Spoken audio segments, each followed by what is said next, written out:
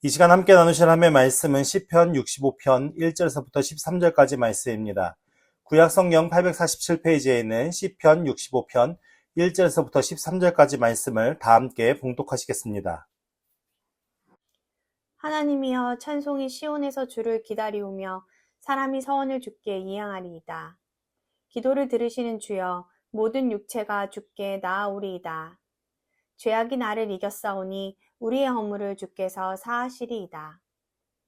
주께서 택하시고 가까이 오게 하사 주의 뜰에 살게 하신 사람은 복이 있나이다.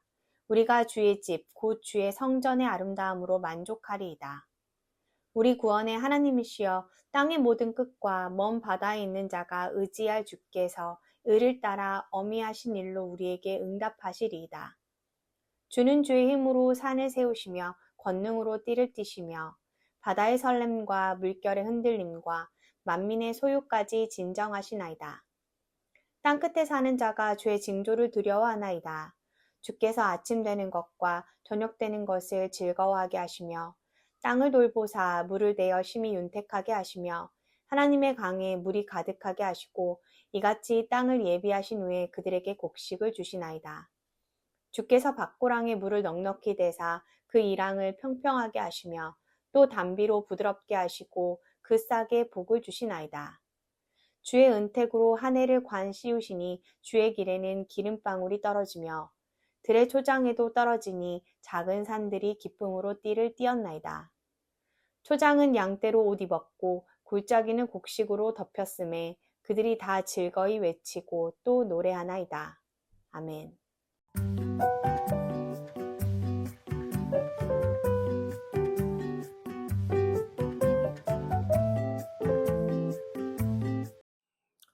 오늘 이제 시편 65편의 말씀입니다. 다윗의 시 인도자를 따라 부르는 노래라고 이제 표지가 되어 있는데, 이 시편 65편의 재미있는 것은 이 시편 65표가 장막절에 불리워졌던, 장막절 때마다 시편 65편이 이제 불리워졌던 그렇게 감사 예배시입니다. 그래서 이 시편 65편에는 하나님의 일이, 하나님이 이 땅 가운데 어떤 은혜를 주시는지에 대한 내용들이 잘 나타나 있는데, 1절 말씀부터 보면 하나님이여 찬송이 시온에서 주를 기다리오며 사람이 서원을 주께 이행하리이다 라는 말씀 통해서 하나님이 찬송을 받으시기에 합당하신 분이신데 시온이 주께 기다려오며 라고 얘기하는데, 지금 시온이라는 이 지명은 오늘날 예루살렘이라고 볼 수 있고, 원래는 그곳에 무엇이 있었냐면 하나님의 성막이 있었죠. 그 성막이 있었지만 나중에 그곳에 솔로몬 때에 성전이 지어지게 되었고, 그 하나님이 임재하시는 곳이 이제 우리가 비유적으로 시온이라고 표현을 하고 있는데, 다윗이 이 시온에서 주를 기다린다는 것은 주의 백성들이 하나님 나라에서 그 하나님의 은혜를 기다리는 것을 나타내는 것이고, 사람이 서원을 주께 이행하리이다 라는 이 말씀이, 사람들의 서원은 당연히 무엇이겠어요? 사람들이 하나님 앞에 약속한 일을 얘기하는 거겠죠. 근데 여기서 지금 하나님이여 찬송이 시온에서 주를 기다리오며 사람이 서원을 주께 이행하리이다라는 표현을 통해서 사람들이 서원하는 것이 결국 무엇이라는 것을 나타내는 거예요? 찬송이라는 거죠. 그러니까 하나님을 찬양하고 하나님께 영광 돌리는 것이 사람들의 서원인데, 그것이 어디서요? 시온에서 이행될 것이고, 그 찬양을 하나님 앞에 올려드리기에 합당한 찬양이기 때문에 그곳에서 함께 하나님을 찬양하기 위해 기다리고 있습니다 라는 의미로 이 1절의 표현이 나타나는 것이죠. 결국 우리가 해야 할 것은 하나님을 찬양하고, 하나님을 우리의 마음속에, 우리가 하나님의 그 임재 가운데 거하면서 그 하나님만을 온전히 찬양하고 예배하는 자의 삶이 되어야 함을 1절을 통해서 우리가 알 수 있는 것이고요. 2절에 보면은 기도를 들으시며 주여 모든 육체가 주께 나오리다 라고 말씀하는 것을 통해서, 여기서 모든 육체가는 원래 모든 이스라엘을 가리키는 표현이거든요. 근데 이 이스라엘을 가리키는 표현을 좀 더 보편적으로 확장시켜 보면 어떤 의미가 되냐면은 모든 인류 가운데 하나님을 경외하는 자들을 얘기하는 거예요. 그러니까 모든 육체가, 모든 하나님을 경외하는 자들은 당연히 어떻게 되는 거죠? 그 하나님 앞에 나아가야 하는 자들이죠. 우리가 지금은 각자의 삶의 영역에 사는 것 같지만 실질적으로 각자가 어디를 향해 나아가고 있는 겁니까? 각자의 삶의 영역에서 계속 끊임없이 하나님 앞에 나아가는 자들이 되는 거거든요. 그렇게 하나님 앞에 끊임없이 나아가는 자들은 누구를 간절히 찾을까요? 다시 한번 설명하자면 이 모든 육체라는 것은 하나님을 경외하는 모든 자들을 이야기하는 거고, 모든 자들은 다 흩어져 있을 거 아니에요. 각자 삶의 영역에서. 근데 각자 삶의 영역에서 다 누구를 향해 나아가냐면 하나님을 향해 나아가는 지금 삶을 살고 있는 거예요. 근데 그 하나님을 향해 나아가는 자들의 마음속에는 누구를 간절히 찾을까요? 여호와 하나님을 간절히 찾겠죠. 그 여호와 하나님을 간절히 찾는 그 기도를 누가 들으셔요? 하나님이 들으신다고요. 그러니까 오늘 우리의 삶이 무릎 꿇고 교회 예배당에 나와서 기도하지 않더라도 우리의 삶의 영역 속에서 하나님과 동행하려고 하고 그 하나님 앞에 기도하려고 하는 그 하나님께 모든 육체가 주께 나아가려고 하는 그 기도의 그 마음 자세가 얼마나 중요한지 이 구절을 통해서 우리가 깨달아 알 수 있는 거죠. 여러분들 시간이 없다고 기도 못한다고 하지 마십시오. 여러분들 삶의 자리에서 열심히 그렇게 주님 앞에 나아가는 자들이 되어야 되고 그렇게 열심히 주님 앞에 기도하는 자들이 되어야 됩니다. 근데 3절 말씀에 보면 죄악이 나를 이겼대요. 그러니까 결국 뭡니까? 다윗이 지금 자신이 죄로 인해 넘어질 수밖에 없는 존재라는 것을 아는 거죠. 그러니까 다윗이 그렇게 하나님 앞에 동행하려고 했고 그렇게 하나님을 붙들고 하나님 앞에 나아가려고 애쓰고 힘썼던 자임이었음에도 불구하고 우리의 육신이 가진 연약함은 결국 무엇이냐? 죄악에 질 수밖에 없단 말이에요. 넘어질 수밖에 없단 말이에요. 근데 넘어짐에도 불구하고 우리에게 소망이 있는 것은 무엇이냐면 그 다음 구절이죠. 우리의 허물을 주께서 어떻게 하셨다고요? 사하셨다. 그러니까 오늘날 우리는 계속 뭐예요? 넘어지고 나아가고를 반복하는 거예요. 그러면서 점점 뭐예요? 더 하나님을 신실하게 의지하고 믿을 수 있는 사람으로 성장되어져 가는 것이 오늘 우리의 삶이라는 것이죠.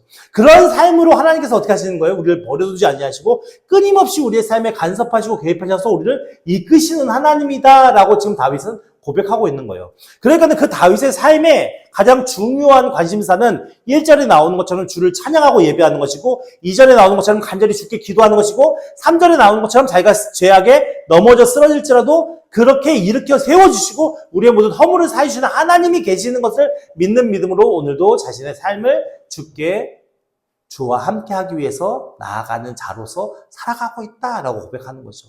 오늘 우리의 삶이 이와 같이 되어야 하지 않겠습니까? 그러면서 4절 말씀에 주께서 택하시고 가까이 오게 하사 주의 뜰에 살게 하신 사람은 복이 있나이다 라고 고백합니다. 어떻게 했다고요? 하나님께서 택하셨다고요. 그러니까 아무나 하나님의 부르심 앞에 설 수 있는 자가 아니라 아무나 하나님 앞에 나올 수 있는 자들이 아니라는 거죠. 왜냐하면 하나님은 완전한 선이시기 때문에 죄 있는 인간은 하나님 앞에 나아갈 수 있습니까? 없습니까? 없어요. 그렇기 때문에 하나님께서 택하셔서 그 모든 죄를 사하신 자들, 그 앞에 3절 말씀에 우리 허물 죄로 인해서 우리가 졌지만 우리의 모든 허물을 죄를 하나님께서 사하셨다는 그 말씀을 통해서 하나님께서 택하신 자는 그 죄의 사함을 받은 자고 그 택하신 자들을 그냥 멀리 내버려 두는 것이 아니라 어떻게 해요? 가까이 주의 곁으로 안으로 들어오게 하사 가까이 오게 하사 주의 집에 그러니까는 성전도 보면은 성전이 있고 안뜰이 있고 바깥뜰이 있거든요. 그러니까 이방인은 뜰이 있어서 바깥에 외부인들까지 들어올 수 있는 뜰이 있고요. 안뜰이 있고요. 그다음에 제사장들 왔다 갔다 할 수 있는 뜰이 있어요. 그러니까는 여기서 주의 뜰이라는 것은 가장 안쪽에 있는 뜰을 얘기하는 거고요. 그 안쪽의 뜰은 아무나 들어갈 수가 없어요.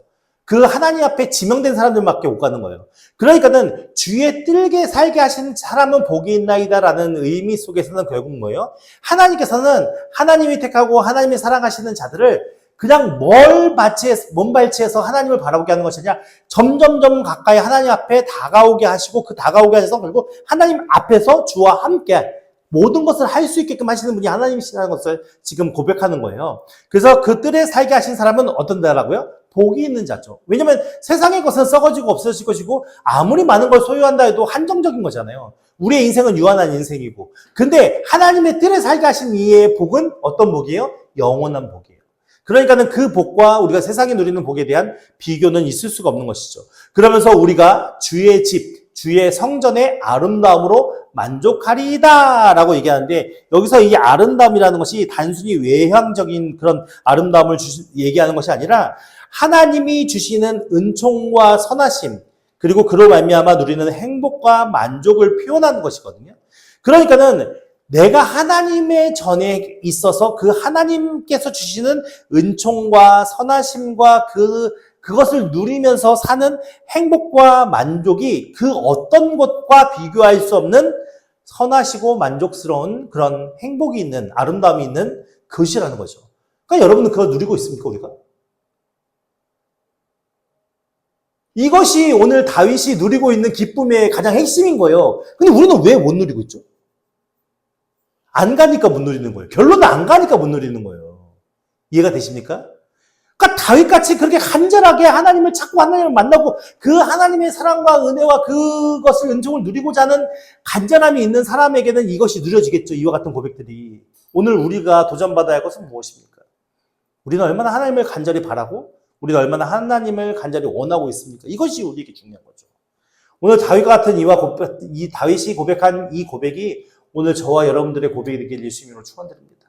우리 열심히 나아가 봅시다. 열심히 하나님 앞에 나아가 봅시다. 그 하나님이 주시는 진정한 아름다움이 무엇인지를, 그 만족이 무엇인지를 느껴보는 자들이 되기를 예수님으로 축원드립니다. 그렇다면 그 사람이 하나님을 떠날 수 있을까요? 절대 떠날 수 없을 겁니다. 세상의 어떤 것과 비교할 수 없는 영화로우신 하나님께서 우리와 함께 하시고 우리를 그 은총으로 붙드시고 선하심으로 역사하시는데 그 만족이 세상이 주는 만족과 비교할 수 있겠습니까? 오늘 이것이 우리에게 다가오지 않기 때문에 우리는 사실 그 하나님 앞에 열심히 나아가고자 하는 그 마음에 열심히 부족한 것이겠죠. 그러면서 이제 5절 이하부터 쭉 이제 하나님에 대해서 설명을 하고 있는데 하나님을 처음에 뭐라고 고백하냐면 우리 구원의 하나님이라고 얘기를 합니다. 그러니까는 이 시를 같이 읽고 이 시를 기록한 다윗과 그의 백성들은 이미 하나님 앞에 선택받은 이스라엘 백성들이잖아요. 그러니까 이스라엘 백성이라 하면은 그 시작이 어디서부터 시작된 겁니까? 애굽 땅에서부터 시작된 거잖아요. 어떻게 보면은 아브라함과 이삭과 다윗과 약속했던 그 하나님의 언약이 있었지만 이스라엘 백성이라는 그 개념 자체가 이제 시작되는 그 시작점은 어쩌면 애굽의 종노릇했던 이스라엘 백성들이 그 애굽의 종노릇을 다 끝마치고 하나님의 은혜로 끝내고 광야를 지나서 그리고 가나안 땅에 이르게 된 그 과정의 구원을 이들은 무조건 생각하거든요. 그래서 이들의 광야가 왜 중요하냐면 이스라엘 백성들에게 광야는요 하나님으로부터 택함을 받아서 하나님의 훈련을 받아 가나안 땅에 이르는 곳이기 때문에 이 광야는 그들에게는 되게 신성한 곳이고요. 그들에게는 그 하나님만을 바라볼 수 있는 은혜의 장소이기 때문에 유대인들에게는 광야가 되게 독특하고 재밌는 공간인 거예요. 그 유대인들의 의식 속에는 우리는 그 광야를 통해서 구원받은 백성이기 때문에 구원의 하나님이 가장 1순위가 되는 거예요. 오늘 저 여러분들을 보십시오. 우리의 삶 속에 하나님이 가장 중요한 곳이 어디였습니까? 하나님이 우리의 삶 속에 가장 중요했던 순간이 어디였습니까? 처음에 하나님이 구원해 주신 그것이 아니겠습니까? 내가 구원받은 그 시점이 우리에게는 가장 어떻게 보면은 하나님과의 어떤 접촉점 속에 가장 강렬한 순간이었을 것입니다. 마찬가지로 이스라엘에게도 마찬가지인데요. 오늘 우리의 모든 삶 속에 구원을 주신 하나님보다 더 중요한 건 없죠. 만약에 하나님이 우리에게 금은보화를 줬다 해도 우리의 죄를 구원하시지 않았다면 우리는 잠시 그 금은보화 갖고 행복한 삶을 살다가 멸망으로 갈 수밖에 없는 저주받은 인생일 텐데 오늘 우리의 삶에 금은보화를 주지 않고 구원해 주신 하나님이 얼마나 귀하고 감사한 것입니까? 그것을 우리가 먼저 알아야 되는 것이죠. 그래서 우리에게 구원을 주신 하나님이시오. 우리를 구원하신 하나님이시오. 이렇게 처음에 그 고백이 시작됐고 그 구원의 하나님께서 하신 일이 뭐냐면 땅의 모든 끝과 먼 바다에 있는 자가 의지할 그러니까 땅의 모든 끝, 먼 바다에 있는 자 그러면은 여기서 땅의 모든 끝은 누구를 얘기하는 걸까요? 이스라엘 백성들이 생각할 때 가장 멀리 있는 사람들 얘기하겠죠. 근데 그것이 단순히 거리적으로 멀리 있는 사람을 얘기하는 것이 아니라 이스라엘 백성들은 지금 누구와 함께하는 자들이에요? 하나님과 함께하는 자들이죠. 그러니까 땅의 먼 끝, 땅의 모든 먼 끝이라는 것은 끝이라는 얘기는 이대인들을 제외한 나머지 이방인들을 얘기하는 거예요. 그러니까 나머지 이방인들은 뭐가 필요해요? 구원이 필요하잖아요. 그러니까 그렇게 먼 끝 이방인들 전체 그 멸망을 얘기하겠죠. 그리고 먼 바다에 있는 자. 그러니까는 바다와 땅, 이 세상에 존재하는 모든 인류, 이스라엘 제외한 모든 인류, 그가 원래는 누구를 의지해야 되는 거예요? 여호와 하나님을 의지하고 살 수밖에 없다는 거죠. 왜냐하면 이 천하 만물 모든 것을 운행하시니까 하나님이시니까. 그 모든 사람들이 의지할 주께서 의를 따라 엄유하신 일로 우리에게 응답하시리니 라고 얘기합니다. 좀 어려운 단어가 엄위하신 일이라고 표현할 수 있는데 이 엄위하신 일이라는 단어의 의미가 뭐냐면은 두려워하다, 존경하다라는 거예요. 그러니까는 모든 인류가 의지해야 할 주께서 의를 따라 두려워하거나 존경할 일로 하나님이 하시는 일로 우리에게 응답하신다. 그러니까 하나님의 존재가 모든 자들에게 나타나 보여진다라는 것을 말씀하고 있는 거죠. 어떻게요? 두려워할 만한 일? 그러니까 세상이 우리가 자연재해나 여러 가지 많은 일들 속에서 우리의 힘으로는 절대 감당할 수 없는 일들이 많잖아요. 그런 것처럼 인류는 하나님이 창조하신 그 창조물 안에 작은 하나의 피조물이기 때문에 사실은 그 모든 것을 다 다스리고 모든 것 위에 다 모든 일을 할 수 있는 존재는 아니잖아요. 그래서 우리는 순간순간마다 의를 행하시는 하나님, 두렵고 존경할 만한 그 하나님이 우리에게 하시는 일들을 통해서 우리가 그 하나님이 계시고 그 하나님이 모든 것을 다스린다는 것을 깨달아 알 수 있는 존재들인데 그런 걸 신학적으로 자연계시라고 얘기하거든요.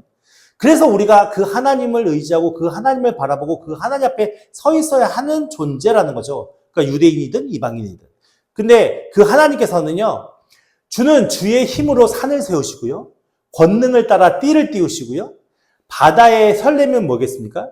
바다가 출렁출렁 이렇게 하는 거죠. 그러면 물결의 흔들림과 만민의 소요까지 다 어떻게 하신다는 거예요? 진정시킨다는 것은 그것이 다 누구 손에 있다는 겁니까? 하나님의 손에 있다는 거예요.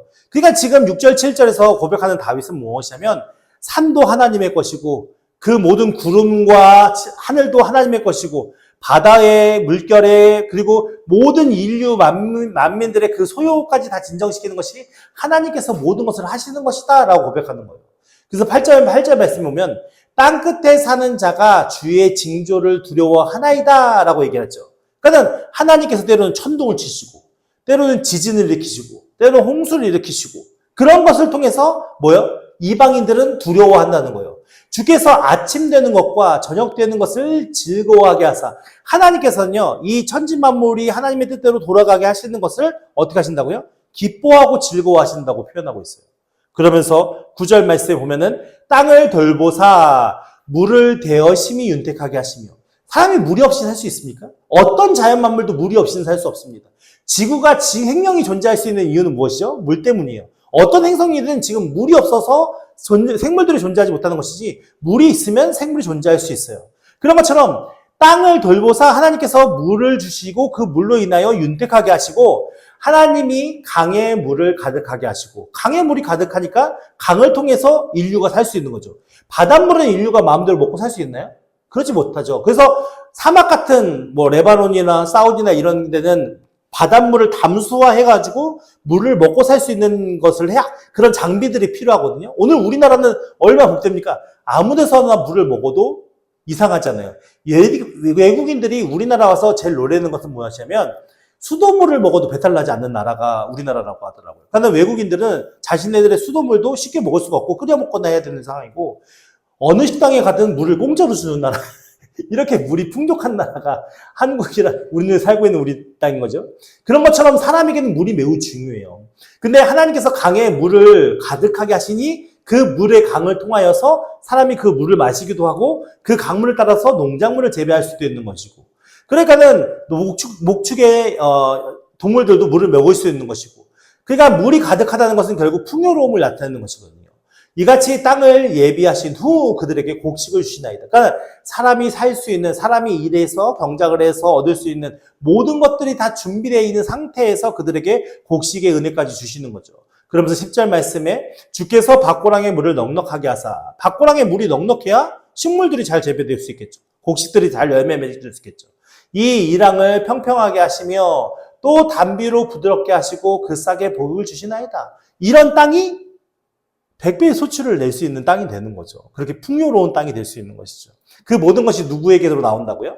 하나님에게로부터 나온다고 지금 고백하고 있는 거 아닙니까?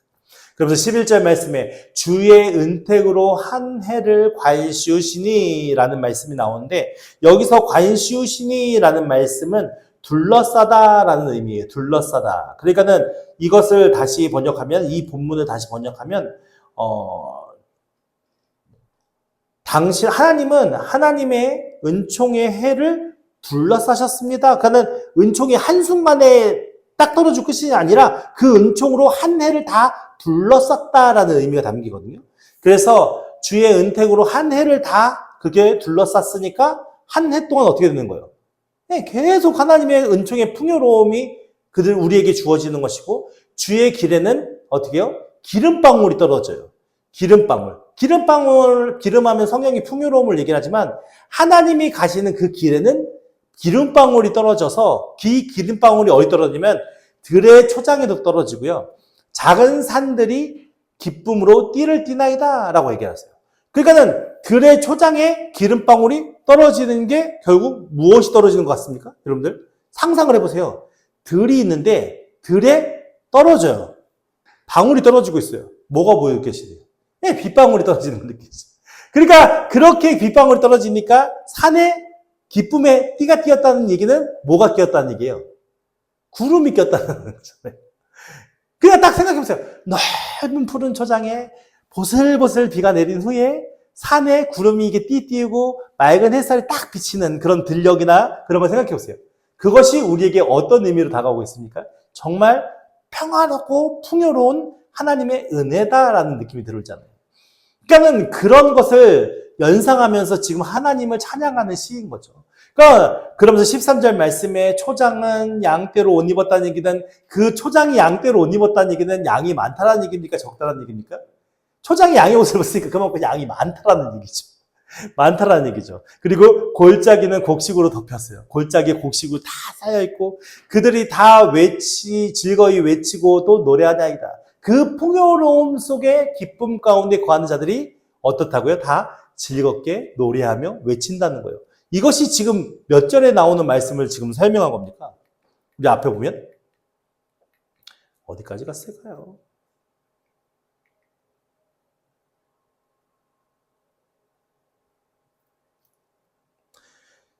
이 말씀이 곧 4절을 다 설명하는 말씀이잖아요. 주께서 택하시고 가까이 오게 하사 주의 뜰에 살게 하신 사람은 복이 있나이다 라고 고백하면서 결국 우리가 주의 집, 주의 성전의 아름다움으로 만족한 그 만족이 5절 이하의 내용이라는 거예요. 이해가 되십니까, 여러분? 오늘 우리의 모든 영혼을 만족하게 하신 하나님. 그 하나님께서는 우리를 풍요롭게 하시고 우리를 복되게 하시고 우리를 평화롭게 하시는 게 우리로 하여금 이 땅에 12절 말씀, 13절 마지막 말씀처럼 뭐라고 고백합니까?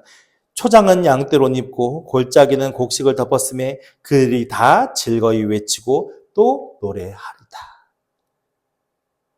그런 고백의 찬양으로 지금 하나님 백성의 사람들이 시온에서 주를 찬양하며 예배한다는 겁니다. 이것이 하나님이 주시는 은혜의 복인 거죠. 그것을 감사하는 마음으로 지금 감사의 예배시로 하나님께 영광 돌리고 있는 겁니다. 이와 같은 기쁨의 감사가 우리 안에 있어야겠지 않겠습니까? 우리가 이렇게 하나님을 기쁘게 감사하고 찬양하고 노래할 수 있다면 그 하나님으로 인하여 만족하고 그 하나님이 주신 은혜로 인하여 기뻐하고 즐거이 외칠 수 있다면 그것보다 더 큰 복이 어디 있겠습니까, 여러분? 오늘 우리가 이 기쁨을 누리지 못한 이유는 단 하나입니다. 우리가 주를 간절히 찾지 못하고 주의 길에 서서 온전히 그 기쁨을 누리지 못하기 때문입니다. 그것은 하나님이 부족해서가 아니라 우리의 마음이 그렇게 간절히 주를 찾지 못하기 때문입니다. 무엇이요? 죄악이 적거든요. 죄가 우리를 이겼거든요. 그 죄를 사하시는 분이 예수 그리스도시고 여러분 그것을 믿는다면 더 이상 죄책감에 짓눌리지 마시고 내 모습은 연약할지라도 우리를 완전케 하시는 그리스도를 의지하여 우리가 열심히 주님 앞에 나아가서 이 복락을 누리며 우리도 이와 같은 고백으로 하나님을 찬양하며 예배할 수 있는 주의 백성들 되기를 예수 이름으로 축원드립니다.